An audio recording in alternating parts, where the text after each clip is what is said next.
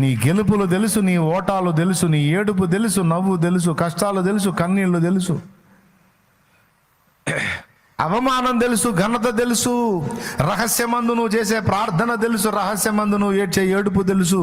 నీ అంతరంగంలో, నీ రహస్యంలో నువ్వేమనుకుంటున్నావో ఎరుగు ఉన్నాడు ఆయన. ఎప్పుడు? అసలు నువ్వు పుట్టక ముందే. ఒక మట్టి పురుగు కోసం ప్రభువు కదలటం అనే విషయం గుర్తుపెట్టుకోండి. అననీయ అన్నాడు, ఎవనికి ప్రభువు దృష్టి ఇవ్వమంటున్నావు? ఎవనికి ప్రభువు స్వస్థత కోసం ప్రార్థన చేయమని కోరుతున్నావు? ఆ దుర్మార్గుడా, నీ బిడ్డల ప్రాణాలు తీసి జైళ్ళ పాలు చేసి చాలా కుట్రలు చేశాడే, అలాంటి వానిగా ప్రభు స్వస్థత కోసం ప్రార్థించమంటున్నావు? అతనిగా ప్రభు దర్శనమిచ్చావు అని అననీయ అడ్డు తగిలితే, అప్పుడు ప్రభు అన్నాడు, అననీయ, నువ్వు అన్నది నిజమే కావచ్చు, కానీ ఇప్పుడు అతడు అలా లేడు. ఎందుకో తెలుసా? నేను అతన్ని దర్శించాను. నేను దర్శించి నేను అతన్ని సిద్ధపరిచిన తర్వాతనే నేను వెళ్ళమంటున్నాను. నీకు అతడు ఒక దుర్మార్గుడు, నరహంతకుడు, హింసకుడు, దూషకుడు, హానికరుడు. నిజమే, అది నిన్న. కానీ నేడు విరిగి నలిగిన హృదయం గలవాడైపోయాడు. ఈరోజు రాజుల ఎదుట, అధికారుల ఎదుట, చక్రవర్తుల ఎదుట, మనుషులందరి ఎదుట అతడు నాకు సాక్షి. నా నామాన్ని భరించడానికి నేను ఏర్పరచుకున్న పాత్ర. అననీయ, పౌలు, వెళ్ళు. నా నామం నిమిత్తం ఎన్ని భారములు భరించాలో, ఎన్ని బాధలు పడాలో నేను అతనికి రుచి చూపిస్తాను. పో. అతనే ఒట్టి వదిలిపెట్టను ఆయన. పో, వెళ్ళి అతని మీద చేతులుంచు అన్నాడు. నాకు బాగా ఆశ్చర్యం కలిగించిన విషయం ఏంటంటే, గాబ్రియేల్ నువ్వు వెళ్ళి ఆ పని చేయనాయనా అంటే చేస్తాడు. మిఖాయేలు నువ్వు వెళ్ళి చేయనాయనా అంటే చేస్తాడు. రఫాయేలు నువ్వు వెళ్ళి చేయనాయనా అంటే చేస్తాడు. కానీ వాళ్ళు ఎవరిని పంపించకుండా అసలు ఆయనే దిగి రావటం ఏమిటి? అలాగే స్టెఫను హతసాక్షి అవుతుంటే తండ్రి కుడి పార్శ్వమున ఆసీనుడై ఉన్నవాడు లేచి నిలబడటం ఏమిటి?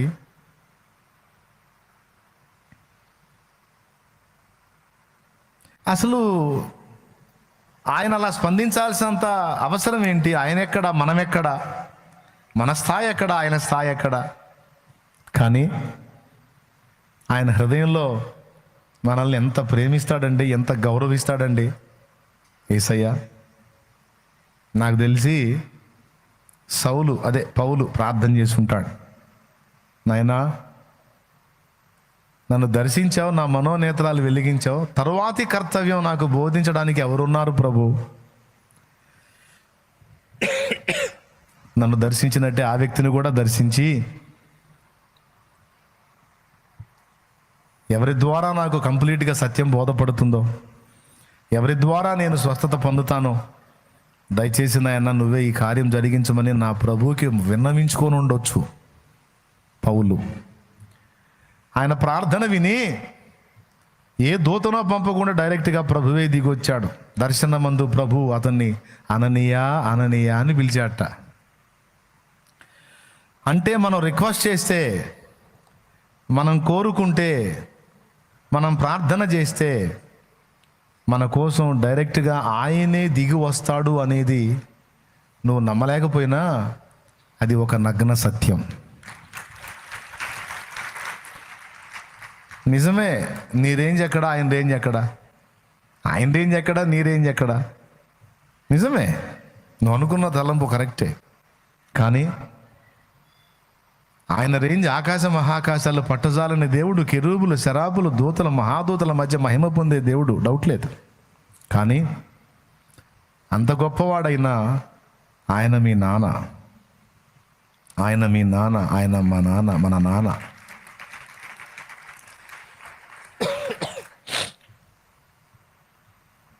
దేశానికి రాజైన కొడుకు తండ్రి, రాజ్యంలో ఉన్న మిగిలిన వాళ్ళందరూ వేరు, కొడుకు వేరు. రాజ్యంలో మిగిలిన వాళ్ళందరూ ఆయన అధికారాన్ని బట్టి ఆయన ముందు సాగిల పడవచ్చు, కానీ కొడుక్కి చనువు, పోయి ఒళ్ళో కూర్చోవచ్చు, పోయి నాన్నని హగ్ చేసుకోవచ్చు, నాన్నను ముద్దాడవచ్చు, నాన్న చల్లని కౌగిలిలో సేద తీరొచ్చు. నాన్న ఏందిరా అనడు. కొడుకు వెళ్ళి నానా అని తండ్రిని హగ్ చేసుకుంటే ఏ పో వెధవా ఎవడరా నువ్వు అనడు. ఏమి నా కుమారుడా అని దగ్గర తీసుకుంటాడు.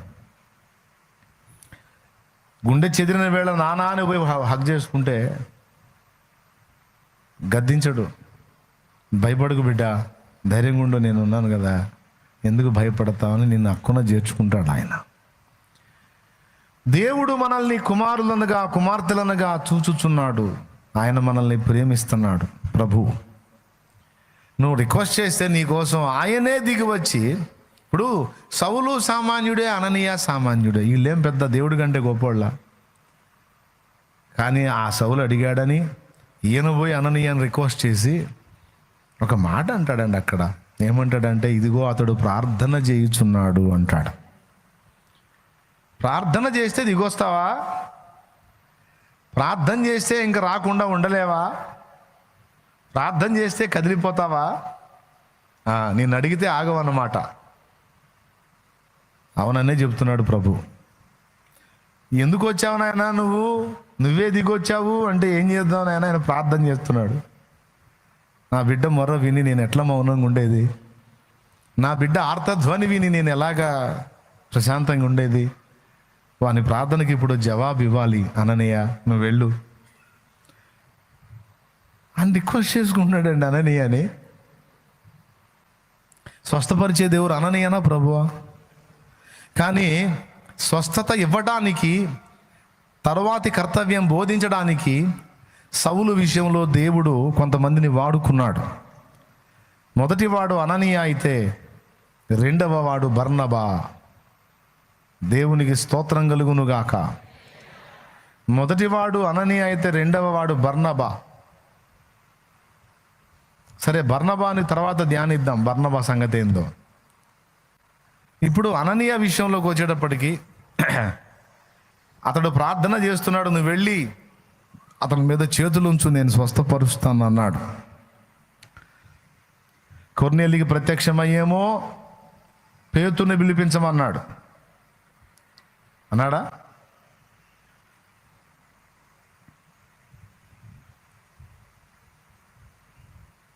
ఇట్లాగా మోషేకేమో నీ అన్న అహరోను లేడా అన్నాడు. మనుషులను కొంతమందిని చూపిస్తున్నాడు దేవుడు. అన్నీ తానే చేయొచ్చు. ఇప్పుడు కొర్నేలికి దర్శనమల్లా ఇచ్చి మాట్లాడిన వాడు ఏ మాటల చేత అతడు రక్షణ పొందుతాడో ఆ మాటలు ఆయనే చెప్పేసేయచ్చు. కానీ పేతురు చెప్పాలి అవి. సౌలును దర్శించింది మొదట ఎవరు? ప్రభువే కదా దమస్కు మార్గంలో దర్శించింది. చెప్పే మ్యాటర్ ఏదో అక్కడే చెప్పేసి, చేసే కార్యం ఏదో అక్కడే చేసేసి వెళ్ళిపోవచ్చు ప్రభువే. కానీ మొదటి పని ఆయన చేసి తర్వాతి పని మనుషులకు అప్పగించాడు. 3 విషయాలు గుర్తుపెట్టుకోండి. మొదట దేవుడు కదులుతాడు, తర్వాత నిన్ను కదలమంటాడు. నువ్వు కదిలిన తర్వాత మళ్ళీ ఒకసారి ఆయన కదులుతాడు. దేవునికి స్తోత్రం. మళ్ళీ చెబుతున్నాను, మొదట దేవుడు కదులుతాడు, కదిలి కొన్ని చేస్తాడు, కొన్ని చెబుతాడు. తర్వాత నీ కదలికను ఎదురు చూస్తాడు. నువ్వు కదిలి స్పందించావు అనుకో, ఆ తర్వాత మళ్ళీ రెండవసారి మళ్ళీ నీ పక్షంగా కదులుతాడు. 2 సార్లు దేవుడు కదలడానికి మధ్యలో నీ కదలిక, నా కదలిక అనేది ఒకటి ఉంది అనే విషయం మనకు అర్థం కావాలి. ఏమైనా అర్థమైందా ఇప్పుడు నేను చెప్పింది? స్తోత్రం చెప్పండి 2 చేతులు ఎత్తి. మన స్పందనను, మన కదలికను కూడా దేవుడు ఎదురు చూస్తాడు. పూర్తిగా అన్ని పనులు దేవుడే చేసేయడండి. మనుషులుగా మన స్పందనను, మన కదలికను, మన అడుగులను కూడా దేవుడు లక్ష్య పెడతాడు అనేది ఈ శుక్రవారం వేళ మీరందరూ కూడా గుర్తించాల్సిన ధ్యానాంశం, గ్రహింపులో పెట్టుకోవాల్సిన విషయం, మర్చిపోవద్దు. దేవుని ఏర్పాటు ప్రకారం అననీయ వెళ్ళి సౌలును సమీపించగానే సౌలు గుర్తుపడతాడు. తర్వాత అననీయ సౌలు మీద చేతులుంచి, సౌలా సహోదరా, ఇదిగో మార్గమద్దు నిన్ను దర్శించినటువంటి ప్రభు నన్ను పంపాడు నాయనా, నీ కంటి సమస్యను పోగొట్టడానికి ఇదిగో నీ మీద చేతులుంచి ప్రార్థన చేస్తున్నాను, నా ప్రభువు నిన్ను స్వస్థపరచునుగాక, నీ కళ్ళు రెండు కూడా బాగుపడునుగాక అని ఆయన మీద చేతులుంచి ప్రార్థించినప్పుడు కళ్ళ నుండి పొరల వంటివి రాలగా పౌలు మళ్ళా చూడసాగాడు. ఈ స్వస్థత కార్యం జరిగించడానికి ఒక మనుష్య మాత్రుణ్ణి దేవుడు వాడుకున్నాడు. డైరెక్ట్గా దేవుడే ముట్టొచ్చు, కానీ ఒక మట్టి పురుగును అడ్డం పెట్టాడు. ఆ మట్టి పురుగు ఒకవేళ అవిధేయుడైతే సౌలు అంతే ఉండిపోవునేమో. ఆ మట్టి పురుగు అననీయ లోబడ్డందున వెళ్ళి అక్కడ దేవుని కార్యం జరిగించాడు. మొదటిది స్వస్థత జరిగితే, రెండవది అననీయ అంటాడు, సౌలా సహోదరా, నువ్వు ఎంత ధన్యుడో నాయనా. రాజుల ఎదుట, అధికారుల ఎదుట, చక్రవర్తుల ఎదుట, ప్రజల ఎదుట, ప్రధానుల ఎదుట ప్రభునామాన్ని భరించడానికి, ఆయన నామాన్ని ఒప్పుకోవడానికి దేవుడు నిన్ను ఏర్పరచుకున్నాడు నాయన. నువ్వు దేవుని పాత్ర, నువ్వు దేవుని పాత్ర నాయన. దేవుని ఏర్పాటు నీ మీద ఉంది. దేవుని ప్రణాళికలో నువ్వు ఉన్నావు, దేవుని ఏర్పాటులో నువ్వు ఉన్నావు. ఇక తడవు చేయుట ఎందుకు? లేచి ప్రభునామమున ప్రార్థన చేసి బాప్తిస్మం పొంది నీ పాపములను కడిగి వేసుకోనాయనా. నువ్వు కన్నవాటిని విన్నవాటిని గూర్చి క్రీస్తుకు సాక్షివై ఉండు అని చెప్పి బోధిస్తాడు. స్వస్థత ప్రార్థన చేయటమే కాదండి, తదుపరి కర్తవ్యం కూడా అననీయ బోధించాడు. స్వస్థత ప్రార్థన చేయడానికి, తదుపరి కర్తవ్యాన్ని బోధించడానికి, ఈ రెండు పనులకు దేవుడు ఒక మనిషిని ఉపయోగించుకున్నాడు. ఆ వ్యక్తి అననీయ. మొదటి విషయం ఏంటంటే, ఒక వ్యక్తిని దేవుడు దర్శించిన తర్వాత అతడు ఏం చేస్తున్నాడో మళ్ళా తిరిగి పునః పరిశీలన ప్రభు చేస్తాడు. ఒక వ్యక్తిని క్షమించిన తర్వాత, ఒక వ్యక్తిని రక్షించిన తర్వాత, ఒక వ్యక్తి ప్రభు మార్గంలోకి వచ్చిన తర్వాత, ఒక వ్యక్తి ఒకవేళ స్వస్థత పొందితే ఆ తర్వాత, ఒక వ్యక్తి ఒకవేళ దేవుని చేత దర్శింపబడితే ఆ దర్శనం తరువాత వీరేం చేస్తున్నారో ప్రభు ఖచ్చితంగా కనిపెడతాడండి. యోహాను సువార్త 9వ అధ్యాయంలో పుట్టినది మొదలుకొని గ్రుడ్డివాడైన మనుషుని స్వస్థపరిచిన తరువాత వాణ్ణి మళ్ళా వెతుక్కుంటా ప్రభు వెళ్ళినట్టు రాయబడి ఉంది యోహాను సువార్త 9వ అధ్యాయంలో. అలాగే యోహాను సువార్త 5వ అధ్యాయంలో బేతెస్దా కోనేటి దగ్గర 38 సంవత్సరాలు జబ్బుతో అక్కడే పడున్న వ్యక్తిని స్వస్థపరిచిన తర్వాత మళ్ళా అతడు ఏం చేస్తున్నాడో అతన్ని వెంబడించి కనిపెట్టాడు ప్రభు. అట్లాగా అపోస్తలులను దర్శించి వాళ్ళతో మాట్లాడి శిలువ మరణ పునరుద్ధానాలు చెందిన తర్వాత మళ్ళా వాళ్ళు ఏ స్థితిలో ఉన్నారో, ఏం చేస్తున్నారో ప్రభు మళ్ళా పరిశీలించాడండి. ఈ వచనాలన్నీ మనకి ఏం సాక్ష్యం ఇస్తున్నాయంటే, మనల్ని దర్శించిన ప్రభు, పిలిచిన ప్రభు, స్వస్థపరిచిన ప్రభు, విమోచించిన ప్రభు మనల్ని ఒకసారి దర్శించి అంతటితో వదిలేయడు. ఆయన మళ్ళా పునః దర్శనం అనేది మనకి ఇస్తూ ఉంటాడు. మళ్ళీ మనల్ని దర్శిస్తూ ఉంటాడు, చూస్తూ ఉంటాడు, అబ్జర్వ్ చేస్తూ ఉంటాడు. ఇది గుర్తుపెట్టుకోండి. సౌలును దర్శించాడు, సౌలుకు దేవదర్శనం కలిగింది. దమస్కులోకి వెళ్ళాడు, ఏం చేస్తున్నాడో చూశాడు, అతడు ప్రార్థన చేస్తున్నాడు. యోహాను సువార్త 5వ అధ్యాయంలో 38 సంవత్సరాల జబ్బుడిని స్వస్థపరిచి రోగం తగ్గిన తర్వాత అతడు ఏం చేస్తున్నాడని వెతికితే దేవాలయములో కనపడ్డాడు అతడు. అప్పుడు అతనితో మళ్ళీ మాట్లాడుతున్నాడు, ఇదిగో స్వస్థత పొందితివి, మరి ఎక్కువ కీడు నీకు కలుగకుండానట్లు ఇక నువ్వు పాపము చెయ్యకు అన్నాడు. అంటే ఒక్కసారి దర్శించి వదిలిపెట్టలా, సెకండ్ రౌండ్ మళ్ళా వచ్చాడు. ఇది సౌలు విషయంలోనూ, బేతెస్దా కోనేటి దగ్గర ఉన్న పేషెంట్ విషయంలోనూ మాత్రమే కాదు, ఇంకా మరికొన్ని సందర్భాల్లో జరిగింది. యోహాను సువార్త 9వ అధ్యాయంలో గుడ్డివాడైన మనుషుని కళ్ళు తెరిచిన తర్వాత కూడా ఊరు మొత్తం కలిసి యేసు ప్రభు నన్ను ముట్టి స్వస్థపరిచాడని వీడు సాక్ష్యం చెబితే, సాక్ష్యం చెప్పినందుకు గాను అతన్ని వెలివేస్తారు. వెలివేస్తే ఒక్కడే ఉండిపోతాడు. అప్పుడు మళ్ళా వెతుక్కుంటా వస్తాడు ప్రభు. 10 మంది కుష్ఠరోగులు స్వస్థత పొందినప్పుడు ఒక్కడు తిరిగి వస్తాడు సమరయుడు, 9 మంది రారు. ఆ ఒకడు స్వస్థత పొందిన వాడు తిరిగి వచ్చినప్పుడు వచ్చి ప్రభు పాదాల మీద పడి, ప్రభువా ధన్యుణ్ణి ప్రభు, నన్ను స్వస్థపరిచావు నాయన, కృతజ్ఞతలు అనుకుంటా వచ్చి పాదాలు పట్టుకొని ఏడుస్తుంటే ప్రభు సంతోషించి, మిగిలిన 9 కూడా ఎక్కడ అంటే 9 మంది ఉన్నారు కదా, మీరు 10 మంది కదా మొత్తం జబ్బు వచ్చిన వాళ్ళు, కుష్ఠవ్యాధి వచ్చిన వాళ్ళు, ఈ సమరయుడు తప్ప మిగిలిన వాళ్ళు ఎవరూ రాలేదేమి? అయ్యో, వారు కూడా శుద్ధులు కాలేదా? వారు కూడా స్వస్థత పొందారు కదా, కానీ 10 మందిలో నేను ఆశించిన కృతజ్ఞత ఒక్కళ్ళలోనే కనపడింది, మిగిలిన 9 మంది ఏరి అని చూశాడు. దేవునికి స్తోత్రం, హల్లెలూయా. మళ్ళా మనల్ని దర్శిస్తాడండి, మనల్ని పరిశీలిస్తాడండి దేవుడు. ఇది మనకు అర్థం కావాలి. ఒక పని చెప్పినప్పుడు ఆ చెప్పిన పని మనం చేస్తున్నామా లేదా, దేవుడు చెప్పిన ప్రకారం మనం అడుగులేస్తున్నామా లేదా అనేది దేవుడు పట్టించుకుంటాడు, దైవజనుడు కూడా పట్టించుకుంటాడు. చాలామంది పరిచారకులకు, విశ్వాసులకు ఆ సంగతి తెలియదు. దైవజనుడు అంటే మాలోకం అనుకుంటారు. మాలోకం కాదండి, ఈ లోకం పరలోకం రెండింటిని టచ్ చేసినోడు దైవజనుడు అంటే. దైవజనుడు అంటే మాలోకం కాదు. నీలాంటి 100 మంది మాలోకాలని దారిలో తీసుకురాగలవాడు దైవజనుడు అంటే. దైవజనుడు మాలోకం అని పొరపాటును కూడా అనుకోవద్దు. అలా అనుకుంటే నువ్వు నెంబర్ 1 మాలోకం, నువ్వు తిక్కల లోకం అన్నట్టు.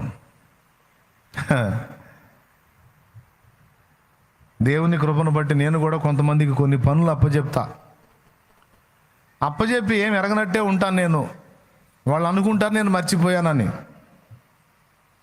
పొరపాటును కూడా మర్చిపోను నేను, వాళ్ళకి తెలియదు ఆ సంగతి. రేపు చేయమన్న పని రేపు చేశాడా లేదా అనేది చూస్తా. రేపు చేయలేదా అడగను, మౌనంగా ఉంటా. ఎల్లుండి కూడా అడగను, మౌనంగా ఉంటా. 4-5 రోజులు గడిచిన తర్వాత నీకు ఫలానా పని చెప్పానే, చెప్పావన్నా, అది చేయలేదన్నా, అది ఎందుకు చేయలేదు నాయన అంటే అన్నా చేయలేదన్నా, ఇప్పుడు చేస్తానన్నా అంటే, నేను ఆ రోజు చెప్పాను కదా చేయమని అంటే, అప్పుడు చెప్పావన్నా అంటే, అప్పుడు మర్చిపోను నాయన, నేను నీకు ఇప్పుడు ఈ మాట చెప్పి 4 రోజులైంది. ఆవిడ పక్కకు పోయి తిట్టుకోవాలి. ఇక ఈడు మర్చిపోడు.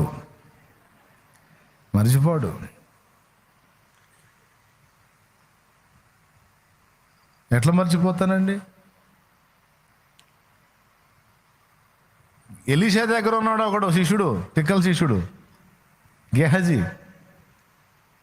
ఆయన లోపలికి పోయాడు, కమ్మగా నయమాను చాంతున్న సొమ్ము ఇస్తానంటే గడ్డువాం మీద కుక్కలాగా ఆయన తినడు, పక్కనున్న మమ్మల్ని కూడా తిననీయడు. గడ్డివాం మీద కుక్క కూర్చుందనుకో, గేదెలను తినేది, గొడవ చేసిద్ది. అది పోనీ అదన్నా తింటుందంటే అది కూడా తినదు. అది తినదు, గేదెల్ని తిననీయదు. అందుకని గడ్డివాం మీద కుక్క లాంటి సామెత వచ్చింది. దేవునికి స్తోత్రం, హల్లెలూయా. అట్లాగే ఈ ఎలీషా మంచిగా వాడు సొమ్ము తీసుకొచ్చి ఇస్తే హాయిగా తీసుకొని ఇంట్లో పెట్టుకోక, ఈయన్ని నమ్ముకుంటే నాకు తేడా పడేటట్టుంది, నేనన్నా సొమ్ము చేసుకోవాలి అని రథం వెంట పరిగెత్తాడు. ఎందుకంటే పెద్ద ఆయన ఇంట్లో పోయి తలుపేసుకున్నాడు. వెళ్ళాడంటే రాడు బయటికి. కాబట్టి ఓయబ్బా, ఆయన వచ్చేటప్పటికి మనం కార్యక్రమాలన్నీ ముగించుకొని కూడా రావచ్చని రథం వెంట పరిగెత్తి, అయ్యా నయమాను గారు, ఇప్పుడే మన్యం నుంచి కొంతమంది వచ్చారు, వారికి అవసరం ఉంది, కాబట్టి ఇందాక మీరు ఇస్తామన్నవి తీసుకొని రమ్మని మా అయ్యగారు చెప్పాడని పోయి అడిగాడు. పోయి ఎలీషా పరువు కూడా తీశాడు. దరిద్ర పని చూడండి. ఆయన చెప్పలా, ఎంత విలువ తక్కువ. ఆయన ఎంత హుందాగా వెనక్కి పంపించేశాడు వద్దు పో అని. ఎంత గంభీరంగా ప్రవర్తించాడు. వెళ్ళి ఆ మాట చెబితే నయమాన్ తక్కువ అనుకోడా, ఎలీషాని తేలిగ్గా అనుకోడా. పెద్ద బెట్టు చేశాడు. అవసరం వచ్చేసరికి మళ్ళా దేహి అని పంపించాడు. ఏం దైవజనుడు అని. చులకనగాడా దైవజనుడు? ఎవరు చేశారు చులకన దైవజనుడిని? గెహజీ చేశాడు, శిష్యుడు చేశాడు.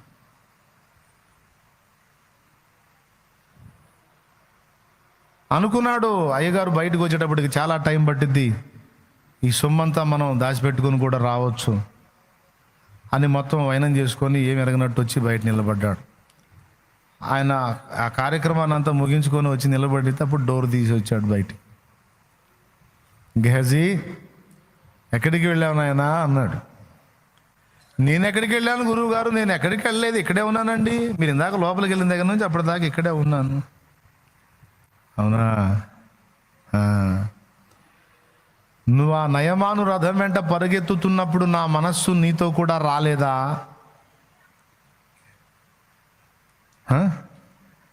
వెండి బంగారాలు ద్రాక్ష తోటలు సంపాదించుకున్నటకి ఇది సమయమా? ఇది ఆ సమయమేనా? ఏం చేయాలని వచ్చావు నువ్వు ఇక్కడికి? ఏం ఆశపడుతున్నావు అంటే వాని హృదయములో ఏం కోరుకొని అవి తెచ్చుకున్నాడో కూడా చెప్పాడు. వెండి బంగారాలు సంపాదించడానికి, ద్రాక్ష తోటలు సంపాదించడానికి, తోట కొనాలంటే పైసలు కావాలి. వీడు ఎదురు చూస్తున్నాడు, ఏదైనా 4 రూపాయలు సంపాదిస్తే ఏదైనా తోట కొనుక్కుంటే, సేద్యం చేసుకుంటే ఈ ముసలోడు ఉన్నా పోయినా మనకైతే ప్రాబ్లం ఉండదని వాడి స్కెచ్లని నాకు తెలుసు. ఏమండి, ఏదో మధ్యలో జుట్టు పోయింది పాపం ఎలీషాకి.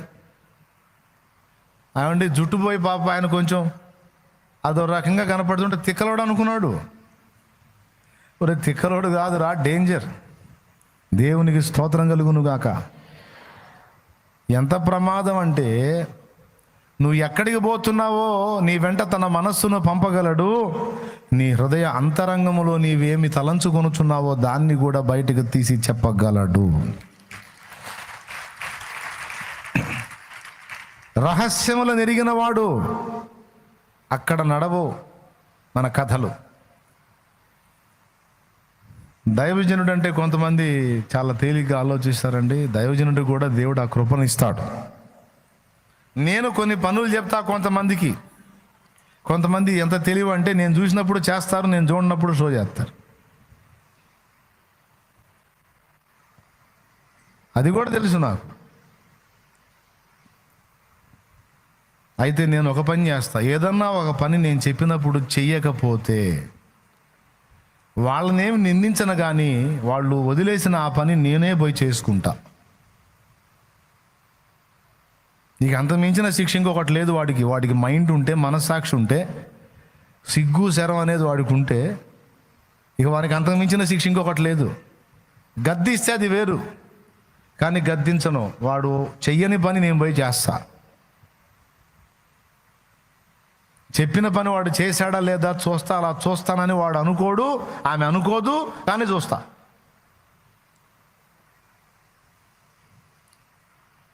మన నాయకత్వం అంటే అంతే ఉంటుంది. అలాంటి పరిశీలన అనేది లేకపోతే ఒక వ్యవస్థను నడపటం అంత తేలికైన విషయం కాదు. ఆ కృప దేవుడే ఇస్తాడు, ఆ శక్తి. దేవునికే మహిమ కలుగును గాక. చాలా విషయాలు గుర్తుండవు అనుకుంటారు. లేదు లేదు, దేవుడు ఎరుగును, ఆయన ఏర్పరచుకున్న దైవజనుడు కూడా ఎరుగును. నువ్వు ఎప్పుడో సంవత్సరం క్రితం వస్తావు, ఏదో సమస్య చెబుతావు, వెళతావు. సంవత్సరం కాదు, 2 సంవత్సరాల తర్వాత నువ్వు కనపడితే అమ్మా ఆ సమస్య ఏమైందని అడిగేటట్టు చేస్తాడు దేవుడు. మరిసిపోతాడని నిద్రలో కూడా అనుకోవద్దు. నీకు పోవటమే మైండ్. అన్న అది నీకు గుర్తుందా ఇప్పటికి కూడా అంటే ఇంకా 10 ఏళ్ళకు వచ్చినా గుర్తుంటుందమ్మా. ఎందుకంటే నువ్వు చెప్పిన విషయం నేనేదో నటనగా తీసుకోలేదమ్మా. నీ సమస్యను నీ స్థానంలో ఉండి నిజంగా తీసుకొని ప్రార్థించా, అందుకు అడుగుతున్నా.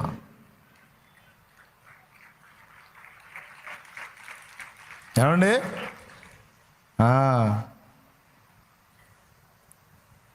స్తోత్రం చెప్పండి 2 చేతులు ఎత్తి. మనుషుడే ఇలా ఉంటే వామ్మో ఆయనండి.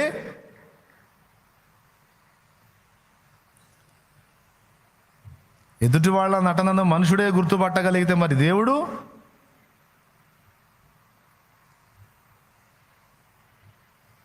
సో మీరు గ్రహించాలి, దేవుడు రహస్యాలు ఎరిగిన దేవుడు. మనల్ని దర్శించిన తర్వాత మరలా మనం ఏం చేస్తున్నామో, దేవుడు మనల్ని దర్శించి మనకు చెప్పిన విషయాలను మనం కొనసాగిస్తున్నామో, ముగించామో, నిలకడగా ఉన్నామో, చెంచల బుద్ధితో మళ్ళా బలహీనపడి వెనక్కి తిరిగామో, ఆయన మనల్ని గమనిస్తాడు, పట్టించుకుంటాడు. ఆయన మన రహస్యములను ఎరిగినవాడు. నేను చెబుతున్నా, చేప కడుపులో ఉన్న షెకెలును కూడా చూసిన వానికి నీ అంతరంగమును దాచగలవా? అగ్ని వంటి నేత్రాలు కలిగిన వాడు. ఏ చేప కడుపులో షెకెల్ ఉందో, పేతురు వెళ్ళి గాలం వెయ్యగానే ఏ చేప వచ్చి ముందు ఆ గాలాన్ని పట్టుకుంటుందో, ఆ చేప యొక్క గమనాన్ని ఎరిగినవాడు, దాన్ని శాసించగలవాడు. ప్రభు ఈ మాట చెబితే పేతురు గాలం దగ్గరికి వెళ్ళి గాలం తీసుకొని సముద్రానికి వెళ్ళి కరెక్ట్గా ఆ స్పాట్కి వెళ్ళి అక్కడ ప్రేరణ పొంది అక్కడ గాలం వేస్తే కరెక్ట్గా ఏది వచ్చి ఆ గాలాన్ని పట్టుకుంటుందో.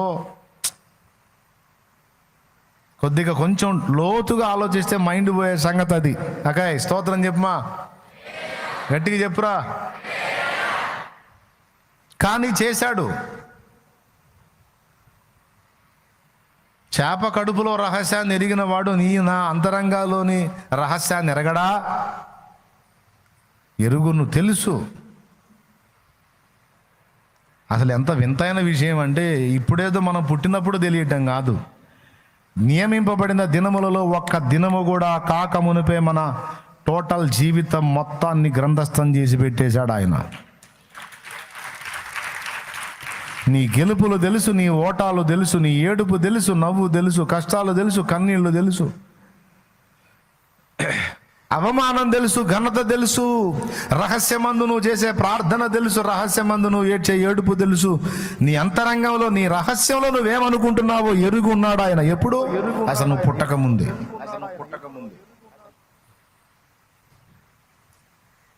అలాంటోడు మళ్ళీ నిన్ను దర్శించడు, నిన్ను అబ్జర్వ్ చేయడు, నన్ను చేయడు, చేస్తాడు, పరిశీలన